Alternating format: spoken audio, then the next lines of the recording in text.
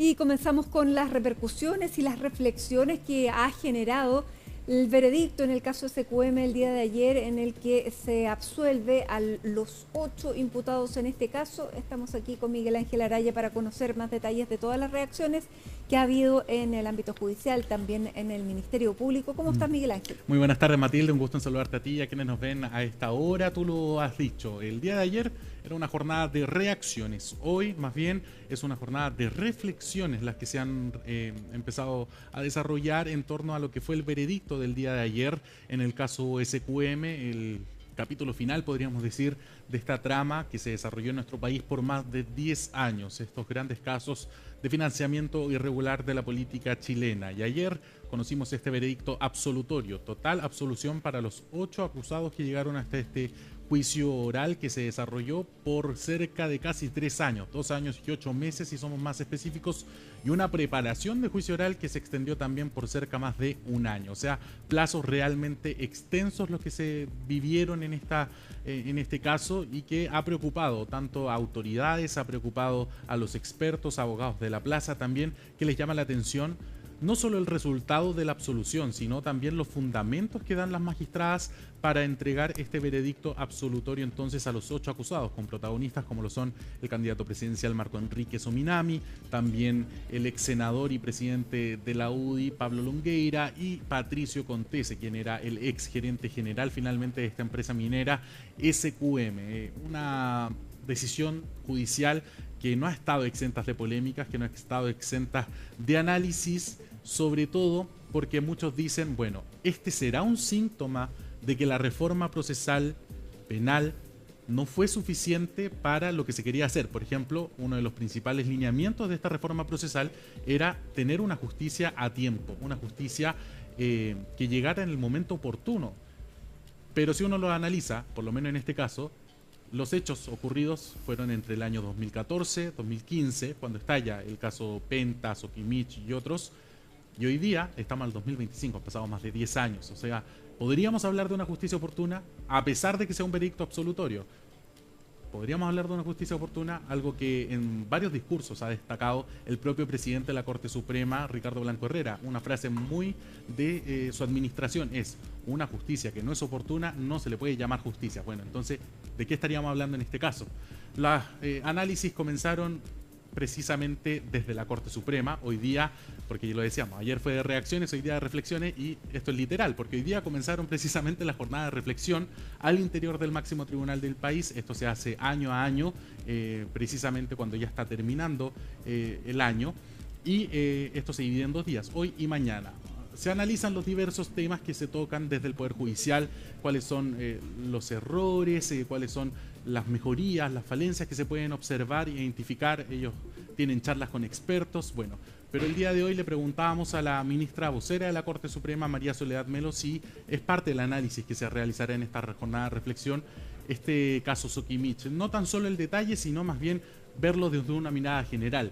¿Hay algo que esté pasando en el sistema judicial que permite que casos terminen a 10 años de que comenzaron? Bueno, esto fue lo que comentó la ministra vocera de la Corte Suprema, María Soledad Melo. Yo entiendo que el juicio duró como 560 y algo sesiones. 2 años y medio. 2 años y medio. Lo previo fue una etapa investigativa. Entonces, ahí hay que separar. Sí. Tenemos un Ministerio Público y después tenemos tribunales. Esa diferencia es importante. Pero en general ustedes ven que las causas cotidianas, por llamarlo, los robos, homicidios, son rápidos. O sea, y más aún, más rápido cuando el imputado está en prisión preventiva, porque esas causas tienen preferencia. Entonces, ahí yo no tengo la estadística, lo reconozco, pero yo creo que deben haber causas, no deben ser muchas las que pasan como esto. Lo que pasa es que esto es mediático. Bueno, ahí teníamos la declaración entonces de María Soledad Melo. Ella dice hay que separar las cosas. Acá por un lado está el Ministerio Público, porque la gente tiende a confundir, habla del Poder Judicial, pero hay que decirlo, son 2 organismos distintos. El Ministerio Público, el ente encargado de la persecución penal, de realizar las investigaciones, de recopilar materia probatoria, y por el otro lado tenemos al Poder Judicial con los tribunales de justicia, tribunales de garantía, penal, Cortes de Apelaciones, Corte Suprema. Claro, ella dice, a lo que a mí compete fueron 2 años y medio. Claro. Pero lo cierto es que acá o sea, a mí compete como representante del sistema judicial. Exactamente. Pero lo cierto es que el Ministerio Público, la Fiscalía, acusó en el año 2018. ¿Qué pasó del año 2018 al año 2025 que se demoró tanto en iniciar un juicio oral? Bueno, esas son las mea culpas que al 2022 y al 2025 que tenemos el veredicto. ¿Cuál es el mea culpa entonces que se hace al interior del Poder Judicial? Porque finalmente los jueces son los que dirigen las audiencias. Los y la preparación de juicio oral que debiera haber comenzado el 2018. Y algunos defensas se opusieron precisamente a que comenzara, sobre todo cuando llegó después la pandemia en el año 2020. O sea, fue un caso que tuvo diversos capítulos.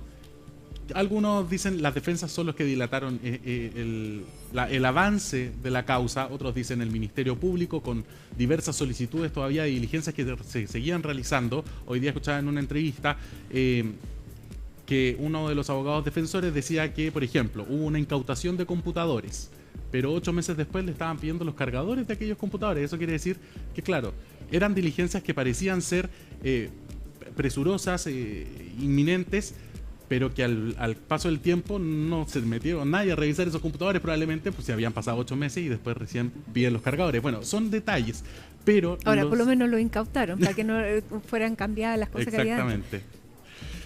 Entonces lo que dice la ministra Melo es que acá hubo una parte investigativa, es cierto, el 2015 se empieza la formalización, la investigación de esta indagatoria, pero el año 2018 ya estábamos hablando de la acusación penal de este caso y por lo tanto, ¿qué pasó desde el 2018 hasta que comenzó el juicio, que se tuvo la preparación, que duró más de un año y el juicio ya como tal, que duró más de 2 años? Bueno, los análisis dicen, ayer escuchábamos el veredicto muy crítico de la función del Ministerio Público, muy crítico de la función del Servicio de Impuestos Internos, pero lo que dicen algunos expertos, acá faltó un mea culpa también del Poder Judicial, porque finalmente quien dirige las audiencias, quien concede las diligencias, quien rechaza o aprueba o concede alguna solicitud que hagan las partes, los intervinientes, son finalmente los jueces, tanto de garantía como también de los tribunales de juicio oral.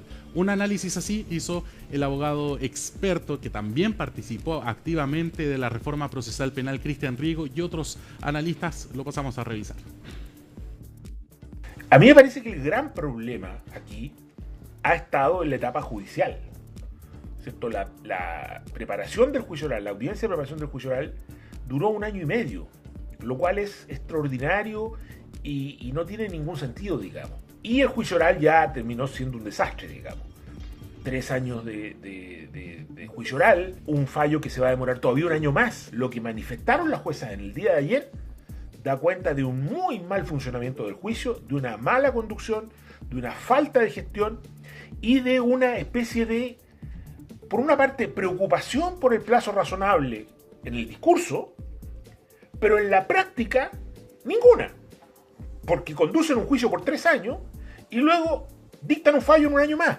Entonces, no les creo que tengan tanta preocupación por el plazo razonable, sinceramente. En el caso, por ejemplo, de SQM, hay deficiencias que sin duda son del sistema. Por ejemplo, en este caso, además se ha culpado directamente a la Fiscalía de la larguísima duración de la investigación, pero sobre todo del juicio, de todo este proceso. Pero lo cierto es que en el caso de SQM, la Fiscalía presentó su acusación en el año 2018. Entonces, ¿qué ocurrió entre el año 2018 y la fecha de la sentencia? Bueno, eso es algo que, por supuesto, no es únicamente atribuible a la Fiscalía. Esta demora, a mi juicio, también es un defecto de la forma en que el sistema en su conjunto ha tramitado este caso y que incumbe también al Poder Judicial. Ahí escuchábamos el análisis de los expertos. Dicen que acá no se le puede dejar todo en manos al Ministerio Público ni tampoco al Servicio de Impuestos Internos como los responsables de que se haya dilatado y extendido este gran caso SQM, sino que también hay parte de responsabilidad de las magistradas que lideraban estas audiencias, que podrían haber concedido un poco de premura para la resolución del caso, para acortar un poco más el juicio, pero que sin embargo termina durando 2 años y 8 meses y un poco más si consideramos también lo que fue la preparación del juicio oral. Tú me lo decías, acá hubieron audiencias eternas, semanas, meses, donde boleta a boleta se iban leyendo los documentos, boleta, facturas, las declaraciones de testigos, y por lo tanto también uno se hace la pregunta, ¿habrá alguna manera de que esto se pueda incorporar más fácil, que no se tome tanto tiempo en este tipo de detalles. Bueno, hemos conversado, hoy día lo hablábamos con la ministra Melo, y ella dice que sí, se han hecho reformas, se han hecho actualizaciones para que todo ese sistema, con la tecnología que existe hoy día, se pueda incorporar de manera más fácil a los juicios. Aparentemente esto no se puso en práctica en el caso SQM. También tenemos declaraciones y el análisis que hizo Carlos Gajardo, ex fiscal, ya actualmente abogado penalista, y que tuvo parte también en algún minuto al comienzo del estallido, mejor dicho, de estos casos de corrupción o de presunta corrupción en la economización de las campañas irregular de la política chilena. Y también tenemos declaraciones de el ex fiscal nacional Chaguán, que también tuvo parte. Él dice que acá se preparó un equipo especial de fiscales, pero que por decisiones que vinieron después de Jorge Abbott, también hubo cambios en la fiscalía y eso también pudo haber perjudicado el resultado final que se obtiene el día de ayer. Pasemos a escuchar aquellas declaraciones. Por supuesto que es una gran derrota para el Ministerio Público, me parece que es la mayor derrota que ha sufrido en una causa por la importancia que tiene el caso SQM, pero... ¿En toda la reforma procesal penal? Sí, en los 25 años de reforma procesal penal, esa es la dimensión que hay que darle. Pero creo que esta es el capítulo final de una historia que se venía escribiendo mucho antes. De alguna manera es la crónica de una muerte anunciada, ¿no? El intento por ahogar el caso SQM partió el año 2015, cuando se intervino primero el Servicio de Impuestos Internos, cambiando al director que había presentado querellas, nombrando a un nuevo director que nunca más presentó querellas en contra de las empresas. En el caso Corpesca fue condenado el gerente general de Corpesca, Francisco Mujica. Sí. En el caso Penta fueron condenados los controladores, Delano y Gavín. Que en este caso se haya absuelto al gerente general de SQM, Patricio Contese, francamente es inentendible. Hay un alargamiento excesivo del procedimiento y ahí un fracaso del sistema entero. No puede ser que haya más de 2 años y medio de juicio y tampoco puede haber una investigación tan larga. Creo que se desnaturaliza el procedimiento, se pierde la inmediación, que es la idea de que los jueces estén directamente en contacto con los testigos, los documentos, etc. El cambio de equipo fue perjudicial, porque acá había un equipo de fiscales que lo formé y yo dirigía expresamente dedicado a estas causas. Desarmar los equipos y tirar a uno a Valparaíso, SQM, a otro Penta, etc., claro que es perjudicial. Yo no creo que haya habido una intención expresa. Sí creo que fue un error rotundo, grande, porque ahora esto es un papelón. En general, el Ministerio Público tiene un problema de rendición de cuentas. Es una caja negra, sabemos muy poco respecto a, por ejemplo, causas archivadas, acuerdos a los que llega la Fiscalía y por qué llega, causas en que persevere y causas que no. Aquí no se trata de quitarle autonomía a la Fiscalía, pero sí que rinda debida cuenta del trabajo que está haciendo. En definitiva, uno de los grandes problemas del Ministerio Público es la falta de control interno que se aprecia y la falta de rendición de cuentas que está teniendo sobre su gestión, tanto administrativa como judicial propiamente. Acá, Matilde, hay un actor bastante importante que hasta este minuto, hasta esta hora, todavía no se ha pronunciado ni ha hecho ningún tipo de declaración, y es el fiscal nacional Ángel Valencia, que bastantes han extrañado su ausencia luego del cierre de uno de los casos más importantes del sistema judicial chileno en los últimos años. Ya lo decíamos, este es el juicio, ya no es una cosa de análisis ni de que quede, digamos, a juicio de uno, sino que es un facto. Acá es el juicio más largo que ha tenido los tribunales de justicia en Chile, 2 años y 8 meses, y por lo tanto se extraña que el fiscal nacional Ángel Valencia no haya tenido un pronunciamiento al respecto, algún tipo de reflexión, algún tipo de mea culpa sobre lo que fue la labor que tuvo acá detrás de este caso la Fiscalía. Lo hizo sí la fiscal Claudia Peribancic al término de la audiencia, sin embargo todavía falta esa parte, sobre todo considerando que el fiscal nacional finalmente es la máxima autoridad del ente persecutor y podría tener algún tipo de alguna medida, algún análisis que se haga con los fiscales que participaron de esta causa sobre cuáles fueron los errores que se cometieron para que 2 de 3 magistradas votaran por la absolución total de cada uno de los acusados. Un fallo que llegará en cerca de un año más, en agosto. El 5 de agosto está la audiencia para la lectura de esta sentencia. ¿Por qué se demoran tanto? Bueno, la respuesta la tenemos en voz de la ministra vocera de la Corte Suprema, María Soledad Melo. Ella dice, si un juicio se demoró 2 años y 8 meses, uno no puede pedir que la redacción del fallo sea en 2 meses o en 1. ¿Por qué? Porque esta redacción de la sentencia tiene que incluir todas las pruebas que se presentaron, tanto por Fiscalía como también por las defensas, todos los testigos que declararon, los propios imputados que quizás alguno haya declarado ante el Ministerio Público, los peritos que pasaron también por la sala del juicio. Todo eso es podríamos decir, una síntesis de todo lo que se habla en el juicio, desde la preparación del juicio oral hasta la última audiencia que se realizaron los alegatos de clausura incluso. Así que todo eso es incluido en esta redacción de la sentencia que conoceremos el próximo mes de agosto del año 2026. Porque solamente ahí, claro, ahí comienza el plazo además para ver si se presenta algún tipo de recurso. Así es. Porque solamente cuando la sentencia esté ejecutoriada, eso sí, cuando venza todo plazo para presentar una revisión, es cuando finalmente se puede hablar de que las personas están ya libres de este proceso. Así es. Cuando pase ese 5 de agosto, corre un plazo que, si no me equivoco, son 15 días. Dentro de esos 15 días los intervinientes tienen plazo para leer el fallo en detalle y poder presentar los recursos que ellos estimen convenientes. El recurso de nulidad, acá no se habla de apelación, sí, es un recurso de nulidad que puede ser ingresado tanto a la Corte de Apelaciones de Santiago como también a la Corte Suprema, dependiendo de la causal que sea invocada por los intervinientes. Y posteriormente eso ya pasa a ser revisado por la Corte Suprema o por la Corte, como lo decíamos, de Apelaciones. Y esto podría devenir incluso en la apertura de un nuevo juicio, con nuevos magistrados que no hayan conocido la causa con anterioridad y con las mismas pruebas cabe señalar. No es que se abra de nuevo la carpeta investigativa, que se puedan incluir nuevas pruebas, sino simplemente se comienza un nuevo juicio con nuevos magistrados para que haya una nueva oportunidad de el análisis de las pruebas y del material probatorio. Pero la respuesta, como lo decíamos, la tiene la ministra vocera de la Corte Suprema, María Soledad Melo. Yo no me he interiorizado de la causa, pero no es primera vez que una sentencia se demora en salir una cantidad de tiempo como esta. Tenga presente que en la sentencia tienen que incorporarse todos los elementos de juicio que fueron considerados.